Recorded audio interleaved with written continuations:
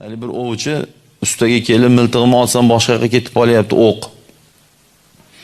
To'g'rilab bering deganda shunday qarab taqqati bitta urib mana to'g'ri bo'ldi. Bir tanga tillo bo'ladi deganda, shuningga bir tanga tillomi deganda bering degan. Shunday taqqati yana urib mana endi bo'ldi, o'z asliga qaytdi. Boshqa yoqqa otib yuravering degan ekan. Nima gunoh qilding desa, men shu bitta taqqati urish uchun 10 yil shogird bo'lganman degan ekan. Bugun bitta malyar kelib, mashina remontini hech bilan aka $1000 bo'ladi. Qil. 3 kunda qilib ketdi. Jirillayapti-da. 3 kunda $1000 olasan, mardikor 300 ming oladi.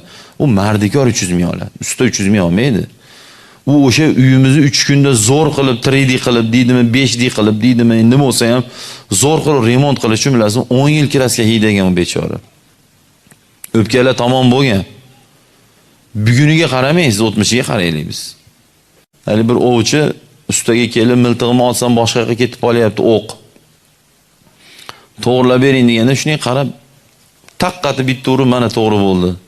Bir tanga tillo bo'ladi deganda, shuningga bir tanga tillomi deganda bering degan. Shunday taqqati yana urib mana endi bo'ldi, o'z asliga qaytdi. Boshqa yoqqa otib yuravering degan ekan. Nima gunoh qilding desa, men shu bitta taqqati urish uchun 10 yil shogird bo'lganman degan ekan. Bugun bitta malyar kelib, mashina remontini hech bilan aka $1000 bo'ladi. Qil. 3 kunda qilib ketdi.